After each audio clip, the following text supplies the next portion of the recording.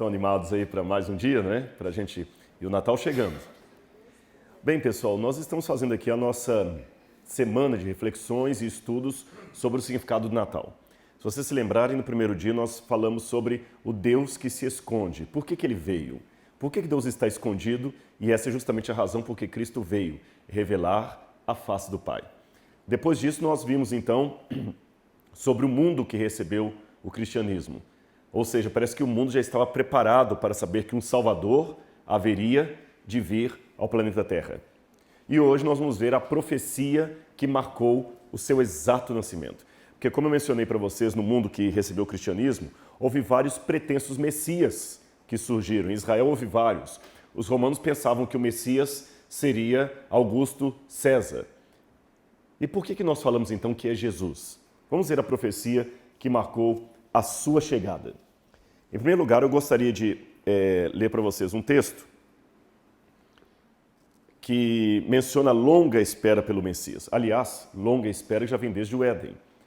Desde que Adão e Eva pecaram, já foi feita a promessa para eles que haveria de vir um descendente da mulher que estabeleceria a inimizade entre os descendentes da mulher e os descendentes da serpente, entre o bem e o mal, entre a luz e as trevas, entre Deus e o inimigo de Deus. Agora, vamos ver como é que Jesus começa o seu ministério. A Bíblia fala que ele começa pregando sobre o Evangelho de Deus em uma região do norte de Jerusalém, chamada Galileia. Marcos, capítulo 1, verso 14. Depois de João ter sido preso, foi Jesus para Galileia, pregando o Evangelho de Deus, dizendo: o tempo está cumprido e o reino de Deus está próximo. Arrependei-vos e crede no Evangelho. Jesus começou a pregar na Galileia. Havia uma profecia também de Isaías capítulo 9, versículos 1 e 2, que fala: o povo que estava assentado na região das trevas viu grande luz. E fala do povo de além-mar, da Galileia. O Evangelho de Mateus, então, pega essa profecia de Isaías e aplica a Cristo. Por esse tempo passou Jesus a pregar na Galileia.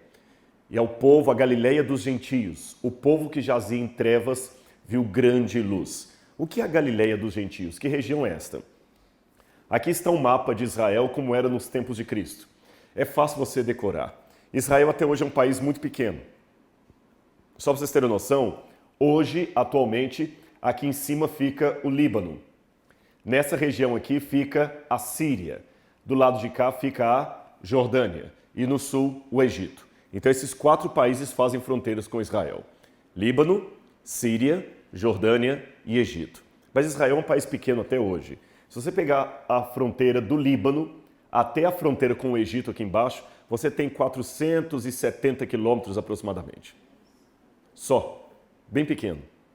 Se você pegar aqui do Mediterrâneo, a mais ou menos Haifa, né, e até a parte aqui da Jordânia, você tem 130 quilômetros aproximadamente. Então, 470 por 130. Essa é a medida de Israel. Tamanho de Sergipe. Tamanho de Sergipe. É bem pequeno. Talvez até menor, né? Talvez, acho que é menor do que Sergipe.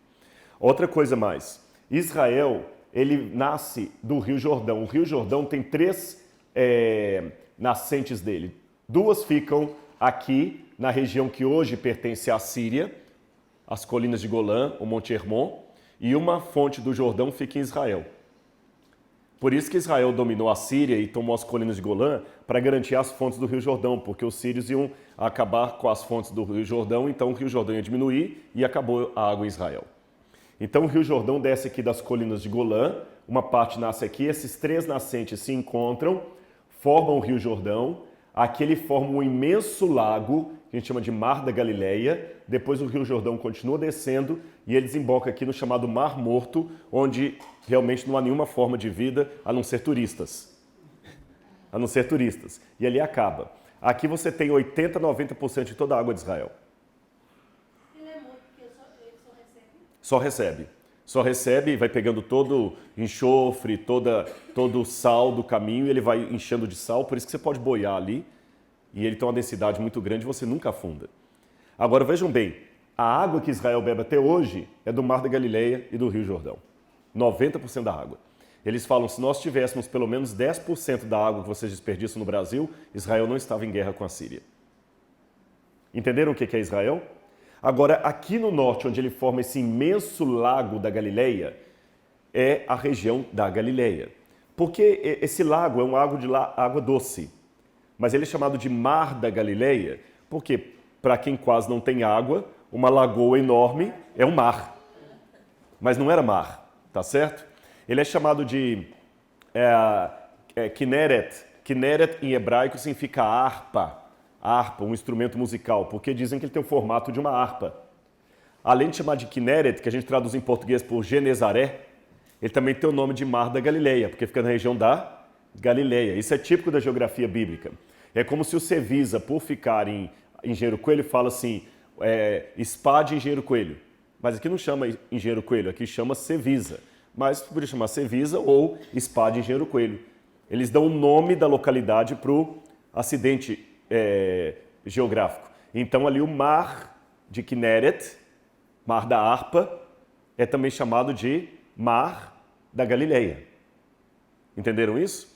Também é chamado de Mar de Tiberíades, porque aqui ficava a cidade de Tibérias em homenagem a Tibério César. Então ele tinha 3 nomes: Lago de Genezaré, ou Kinneret, que eu falei com vocês, Mar da Galileia ou Mar de Tiberíades. Aqui havia várias cidades que ficavam no entorno dele. Cidade de Magdala, onde viveu uma famosa mulher chamada Maria de Magdalena, que está sendo explorada agora arqueologicamente.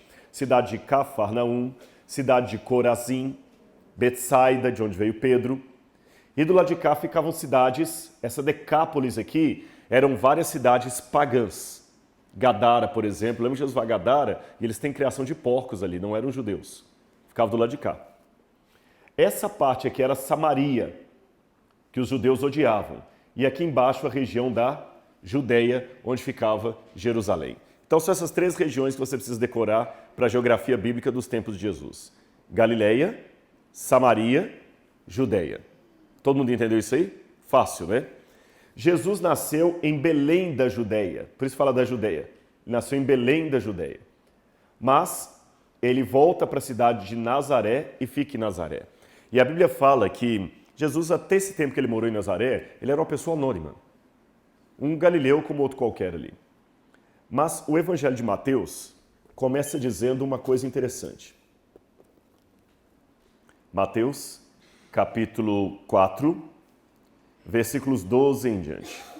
Ouvindo Jesus que João fora preso, retirou-se para a Galileia, porque João batizava aqui no Rio Jordão, aqui embaixo, perto da cidade de Jericó.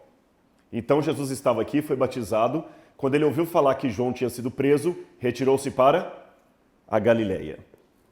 E deixando Nazaré, essa expressão deixando Nazaré, dá a entender que Jesus foi expulso de casa.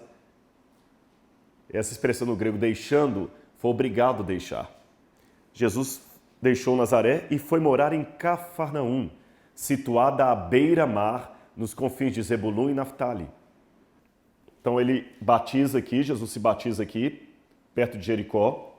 Ouve que João fora preso, vai para Nazaré, é expulso de Nazaré, então ele se muda para a cidade de Cafarnaum, que ficava aqui em cima assim, para que se cumprisse o que fora dito por intermédio do profeta Isaías. Terra de Zebulun, terra de Naftali, caminho do mar, além do Jordão, Galileia dos gentios. O povo que jazia em trevas viu grande luz, e aos que viviam na região da sombra da morte, resplandeceu-se-lhes a luz. Daí por diante, passou Jesus a pregar e a dizer: arrependei-vos, porque está próximo o reino dos céus. Ontem eu mencionei para vocês que Jesus não caminhou mais do que 380 quilômetros além do lugar onde ele havia nascido. O ministério de Jesus foi todo aqui em torno do Mar da Galileia. Jesus só saía do Mar da Galileia quando ele subia para Jerusalém. Aí você fala assim, Rodrigo, mas subia como se Jerusalém está aqui embaixo? É porque, por uma questão de respeito, os judeus nunca descem para Jerusalém, mesmo que eles estejam no norte. Você sempre sobe para Jerusalém. Entendeu? Você sempre sobe, subamos para Jerusalém. Então, quando havia as festas religiosas, como a Páscoa, por exemplo, ele vinha a Jerusalém, voltava para Galileia. Aí ele entrava no barco com os discípulos, atravessava o mar, pregava do outro lado. Voltava, dormia em Cafarnaum. E assim foi o ministério de Cristo, em torno do Mar da Galileia. Agora, na época, aquela região era uma região muito complicada. Os galileus eram religiosos de segunda categoria. Isso me chama atenção, porque os religiosos mais conservadores, mais sérios, mais detalhistas com a religião estavam na Judéia, em Jerusalém. Quando falava assim, você é galileu? Uma das razões por que muitos rejeitaram Jesus como Messias era o fato dele ser galileu. Lembra que Natanael um dia falou o seguinte, pode ver alguma coisa que presta de Nazaré? E isso me chama atenção, por que Deus ficou do lado justamente, viram agora o texto? O povo que jazia em trevas e o grande luz. Agora, no Antigo Testamento havia mais de 300 profecias messiânicas e a maioria delas nós conseguimos ver que se cumpriram em Jesus. Uma das profecias messiânicas mais antigas, depois daquela do Gênesis, é uma que Deus falou através de Moisés. Olha o que Deus falou para Moisés em Deuteronômio 18, verso 15. O Senhor teu Deus te suscitará do meio de ti, dentre teus irmãos, um profeta, semelhante a ti. A ele ouvirás. Muitos judeus pensam que aqui já era uma profecia relacionada à vinda do Messias. E a Bíblia vai mais além. Ela diz que esse Messias nasceria de uma virgem. Isaías capítulo 7, verso 14. Ele nasceria na cidade de Belém. Miqueias 5, verso 12. Suas mãos e seus pés seriam feridos. Salmo 22, 16. E ele morreria pelos pecados do povo. Isaías 53, verso 12. Eu não sou matemático, mas eu conheço uma coisa da matemática que ficou na minha cabeça desde a época que a gente estudava em ensino médio. A lei das probabilidades combinadas. O que é isso? Matematicamente falando, a chance de uma coisa acontecer por mera coincidência, ela é infinitamente remota. Não digo que é zero, mas ela é infinitamente remota. Por exemplo, qual a chance que eu tenho de pensar no pastor Diego hoje vestindo uma camisa branca dobrada e acertar? Por sorte, existe uma chance. Tanto é que na loteria, às vezes, não tem assim milhões de pessoas que estão torcendo ali. Um camarada acerta justamente as cinco dezenas que caem ali. Pode acontecer, mas a chance é remota. Aí eu falo o seguinte, não, qual a chance que eu tenho de acertar que ele vai vir com a roupa que eu imaginei? Existe uma chance matemática. Mas se eu começar a colocar elementos assim, não, eu não vou acertar só a camisa. Eu vou acertar a camisa e a calça dele. Aí a chance de eu acertar começa a ficar mais difícil. Aí eu penso, não, eu vou acertar a camisa, a calça e o sapato. Fica mais difícil. Eu vou acertar a camisa, a calça e o sapato e vou acertar a posição que ele vai estar parado. Vai ficando cada vez mais difícil. Isso fala assim, eu vou acertar a roupa dele e a de todo mundo. Aí fica quase impossível. Então a chance matemática dessas profecias do Antigo Testamento se cumprirem num único indivíduo chamado Jesus de Nazaré, matematicamente falando, é algo remotíssimo. Então, justamente por não acreditar na coincidência, eu sou obrigado a crer que ele cumpriu realmente a providência. Olha essas duas outras passagens também de Isaías, de Zacarias. Eis que eu trarei o meu servo, Semar, o renovo. Alegra-te muito, ó filha de Sião, e exulta, ó filha de Jerusalém. Eis que vem a ti o teu rei, e ele é justo e traz a salvação. Ele é humilde e vem montado sobre um jumento, sobre um jumentinho, filho de jumenta. E essa segunda profecia aqui de Malaquias, eu quero me deter um pouquinho mais nela. Eis que eu envio o meu mensageiro que preparará o caminho diante de mim. E de repente virá o seu templo, o Senhor, a quem vós buscais, e o mensageiro da aliança, a quem vós desejais. Eis que ele vem, diz o Senhor dos Exércitos. Eu quero dar a interpretação judaica disso aqui. Vocês sabem que Israel teve 3 santuários. O primeiro santuário foi o que Deus mandou Moisés construir. Faz uma tenda para que eu possa habitar no meio do povo. E quando o povo de Israel andava pelo deserto 40 anos, a tenda ia acompanhando. Eles desmontavam. Quando Davi conquista a cidade de Jerusalém, ele incumbe Salomão de fazer um templo fixo, onde os utensílios do santuário ficariam. Salomão faz um templo lindo em Jerusalém, a segundo santuário. Então teve uma tenda e um templo bonito, lindo. Mas veio Nabucodonosor, no 6º século a.C., e destruiu esse templo. Aí os judeus construíram um segundo templo, que foi o que Jesus conheceu. Quando os judeus construíram esse segundo templo, muita gente que conheceu o primeiro falou assim, "Ih, esse templo aí é tão michuruca." Conhece essa expressão, michuruca? Tão michuruco perto do primeiro. Aí o profeta fala assim, não, a glória desse segundo templo pequeno será maior do que a do outro. E muita gente pensa que o Messias viria até ele. E essa passagem de Malaquias também diz isso. O Messias virá nesse templo. Então, quando chegou no ano 70, que os romanos foram destruir Jerusalém, eles cercaram Jerusalém para destruir Jerusalém.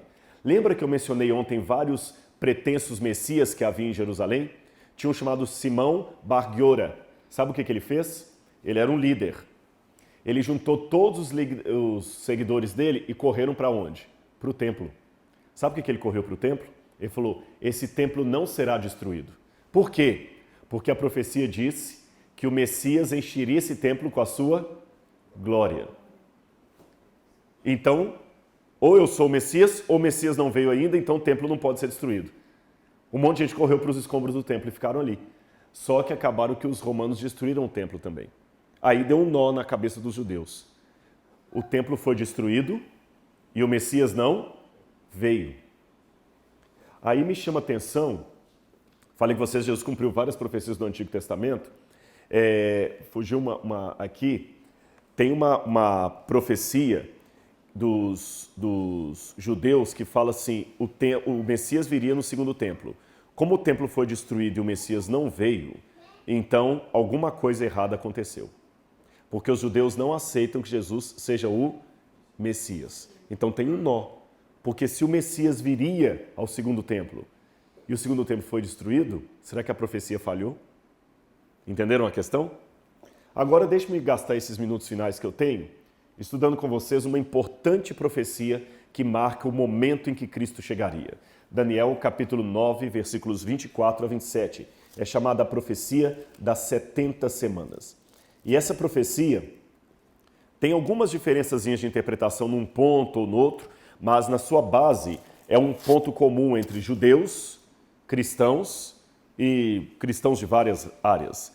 Daniel, capítulo 9, versículos 24 a 27.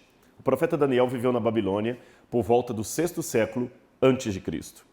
E diz aqui, 70 semanas estão determinadas sobre o teu povo, sobre a tua cidade, para fazer cessar a transgressão, para dar fim aos pecados, para expiar a iniquidade, para trazer a justiça eterna, para selar a visão e a profecia e para ungir o santo dos santos.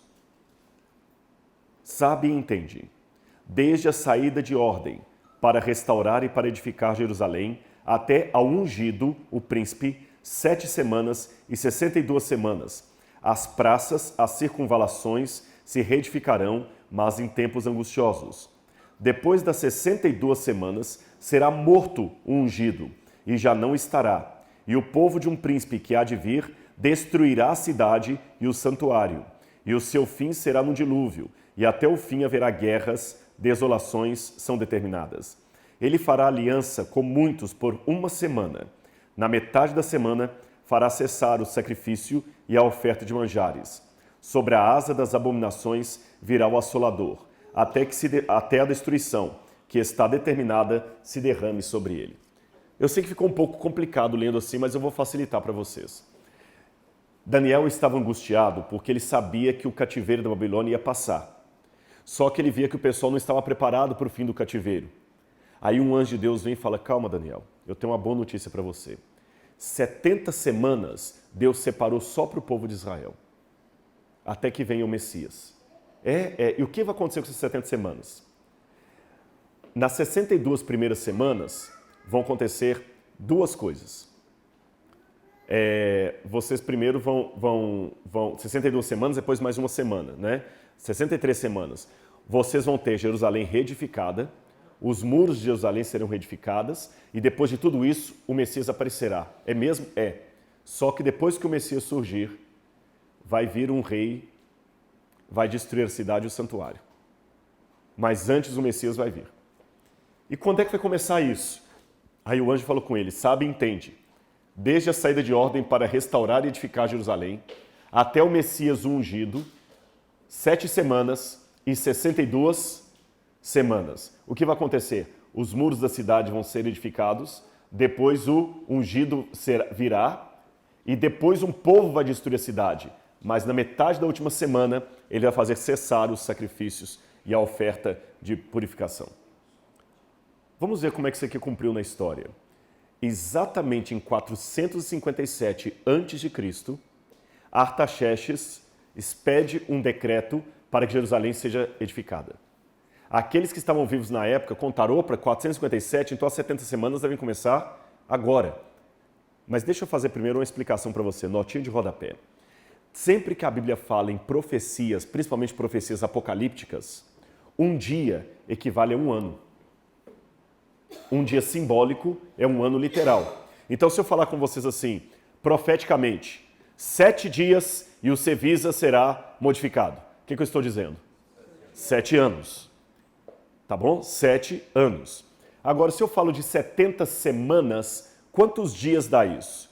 70 vezes 7, 490 dias. Mas como eu estou falando de profecia, viram 490 anos.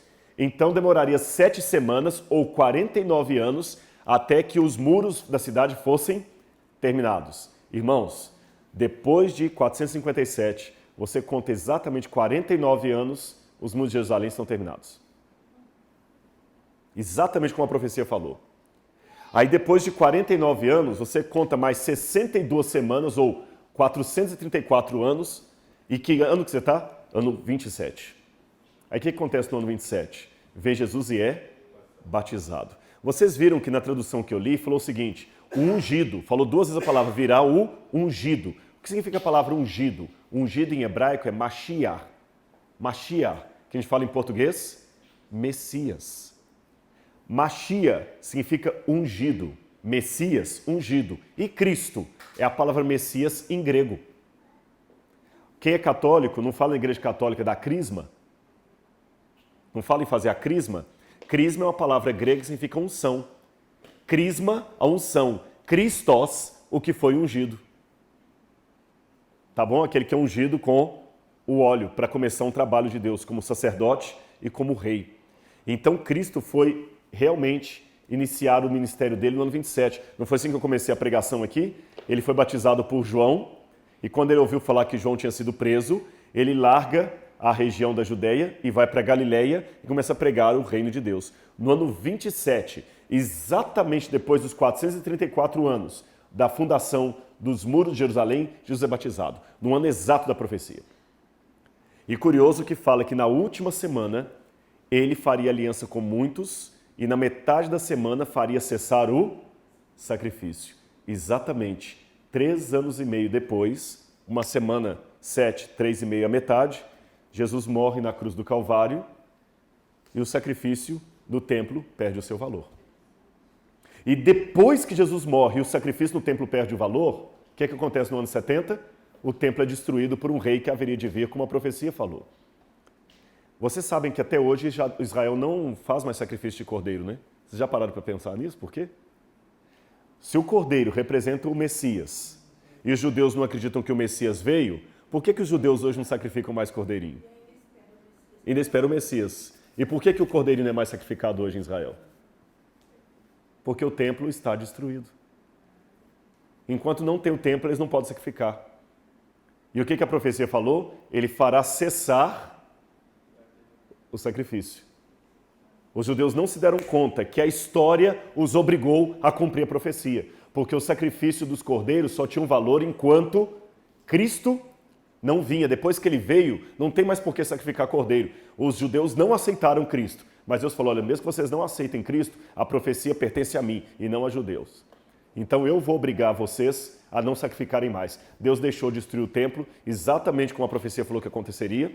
Por isso que eu não acredito nessas ideias dispensacionalistas, que o templo vai ser reconstruído, que Jesus falou, aqui não ficará pedra sobre pedra que não seja derrubada. Então o Messias veio, o sacrifício parou. Exatamente, tem a esperança de construir o templo e que o Messias ainda veio, mas ele já veio. Quando Jesus é batizado no Jordão, o quarto evangelho nos diz que João Batista viu Jesus chegando e falou o seguinte, eis o Cordeiro de Deus que tira o pecado do mundo. Todos os cordeiros apontavam para ele. Mas tem mais uma coisa que eu quero chamar a atenção de vocês. Aliás, os judeus ficaram tão apavorados com essa história do templo ter sido destruído e o Messias não ter vindo, na ótica deles, que no Talmud, especialmente no Tratado do Sanhedrin 97b, o Talmud, os rabinos falam o seguinte: olha, a partir de hoje, nós desaconselhamos que vocês estudem as profecias de Daniel. E se alguém estudar a profecia de Daniel e fizer cálculos proféticos da vinda do Messias, que seja amaldiçoado. E as pessoas se perguntam, por que é amaldiçoado quem estuda o profeta Daniel? Porque a profecia não cumpriu. Não cumpriu? Ou cumpriu e eles que não aceitaram a pessoa que cumpriu? Entendem? Os próprios judeus admitem que as profecias de Daniel apontavam o nascimento do Messias no primeiro século. Agora vejam como uma coisa se encaixa, pessoal. Eu mostrei para vocês no primeiro dia a razão teológica porque ele veio. Um Deus que está oculto. No segundo dia, eu mostrei para vocês como é que mesmo fora de Israel, as pessoas estavam tendo a noção que o Messias estava por vir. Até os magos vêm do Oriente porque viram a sua estrela. Hoje eu mostro que dentro dos judeus havia a profecia com cronologia, apontando o tempo exato. Só pode ser ele o Messias. E tem mais um detalhe. A Bíblia fala, o Senhor jurou e não se arrependerá. Tu és sacerdote para sempre, segundo a ordem de Melquisedeque. Salmo 110, verso 4. Segundo a Bíblia, o Messias reuniria duas funções, rei e sacerdote. Mas tinha um problema para os judeus. Sabem por quê? Os sacerdotes vinham da tribo de Levi. E os reis vinham da tribo de Judá, porque eram descendentes de Davi. Como é que o Messias pode ser ao mesmo tempo rei e sacerdote? É como se para ser uma coisa você tivesse que ser brasileiro e boliviano. Mas como é que você pode ser as duas coisas? Ou você é brasileiro ou é boliviano. Então a Bíblia explica, não. Segundo a dinastia, ele é de Judá. Mas ele é sacerdote como Melquisedeque, que era sacerdote do Deus Altíssimo, mas não era da tribo de Levi. Por isso Jesus é Deus, rei e sacerdote. Agora, com quantos anos Jesus foi batizado? Alguém sabe me dizer? Vamos ler lá Lucas capítulo 3, verso 23. Lucas capítulo 3, verso 23. Ora, tinha Jesus cerca de 30 anos ao começar o seu ministério. Uma coisa que me chama a atenção é que a profecia de Daniel aponta, isso foi uma coisa que eu até há pouco tempo eu ensinava e agora eu estou mudando.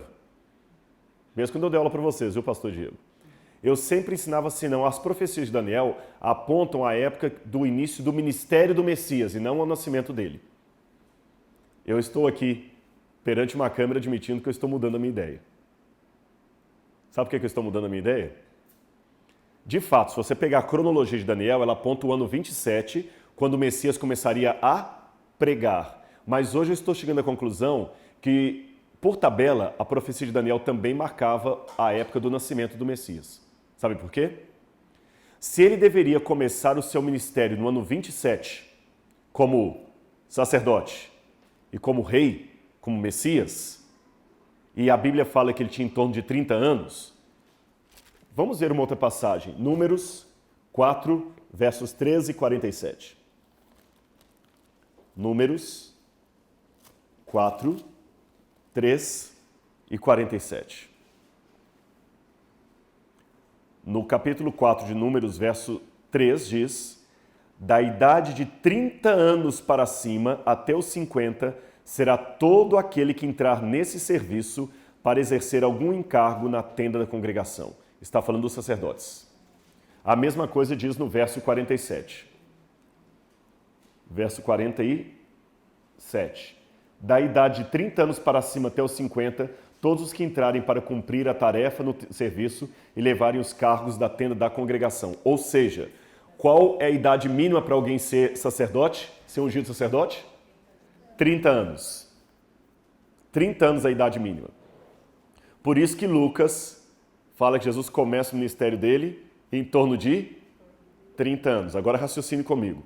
Daniel marcou quando ele começaria o ministério dele como sacerdote. Se quando ele começou o ministério dele como sacerdote, ele tinha que ter 30 anos, não é isso? E isso aconteceu no ano 27, então obviamente ele tem que ter nascido quando? Mais ou menos entre 3 e 4 anos de Cristo. Concordam comigo? E é justamente a época que Jesus nasceu. Jesus nasceu entre o ano 3 e 4 antes de Cristo. Então os judeus já sabiam a época em que ele ia começar o ministério dele. Se ele teria que começar o ministério com 30 anos, então é só jogado ali para trás, você tem mais ou menos a época que ele nasceu. Então hoje eu chego à conclusão que as profecias de Daniel também apontam o nascimento de Cristo. Por isso que Lucas fez questão de falar a idade com a qual ele começou o seu ministério. Quando, porém, chegou a plenitude do tempo, Deus enviou seu filho, nascido de uma mulher, nascido sob a lei. Não é fantástico estudar essas coisas? Vocês estão notando que, bem ao contrário do que o ateísmo, do que o mundo secular diz, a Bíblia tem muita coisa importante para nos apresentar? E eu queria terminar aqui, especialmente para quem estiver nos assistindo de casa, de algum momento, a fazer um apelo para cada um de vocês. Estudem a Bíblia. Bíblia não é livro para ser lido. Eu não gosto muito daqueles slogans de carro, leia a Bíblia. Você lê a Folha de São Paulo, lê o Diário da Tarde, lê a revista Veja. Bíblia é para ser estudada. Estudar e ler não são sinônimos perfeitos. Porque ler eu posso ler qualquer coisa sem atenção e depois eu coloco na memória de curto prazo e nem lembro. Eu posso ler hoje o que a Mônica passou, que será o dia, eu só leio, é hoje, eu não vou ficar preocupado em decorar isso, amanhã eu já esqueci. Bíblia você não lê, você estuda. E eu me preocupo com o que muitos pregadores hoje estão fazendo com o púlpito. Eles estão deixando de pregar essas profecias, essas coisas importantes da Bíblia, para falar sobre prosperidade. Todos os sermões dizem a mesma coisa. Olha, Davi batalhou com os Golias, você vai vencer os seus gigantes também, o gigante do desemprego, o gigante dos problemas da empresa. Antes as pessoas vinham a Jesus, na época de Billy Graham, porque elas eram pecadoras. E ele dizia, venha a Jesus que você que é um pecador e aceite a Jesus como seu salvador pessoal. Essa frase desapareceu. Hoje as pessoas vão a Jesus porque elas estão com problema na empresa, porque elas querem fazer a terça-feira do milagre urgente, porque elas querem ter prosperidade, porque elas querem ter cura, ou ficar só cantando e caindo no Espírito, ou tendo dom de revelação. E coisas tão importantes como essa que eu passei para vocês, o mundo cristão está desconhecendo. Aí chega o ateu e tem argumento, porque parece que a Bíblia realmente é um livro de conto da carochinha. E, gente, vou ser honesto com vocês. Se a Bíblia é apenas um livro de autoajuda, o que os pregadores fazem com a Bíblia, com um pouco de retórica, eu posso fazer até com as histórias de La Fontaine, até com a mitologia grega. Eu posso pegar a história de Hércules lutando contra a Hidra de Lerna, ou contra o Teseu lutando contra o Minotauro.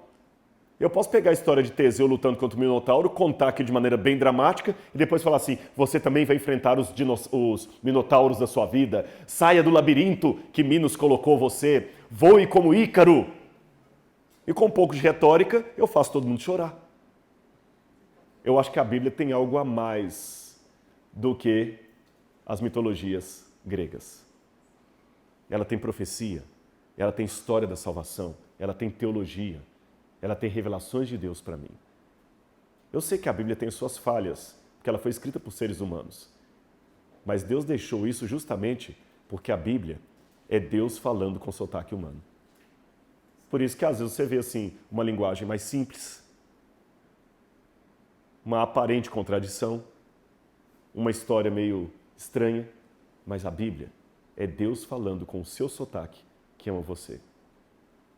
E como teve a plenitude do tempo e o Messias veio, estamos chegando perto de outra plenitude do tempo, em que o Messias voltará, para nos tirar desse planeta, que hoje, apesar de tudo, pode ser chamado de uma terra seca, né?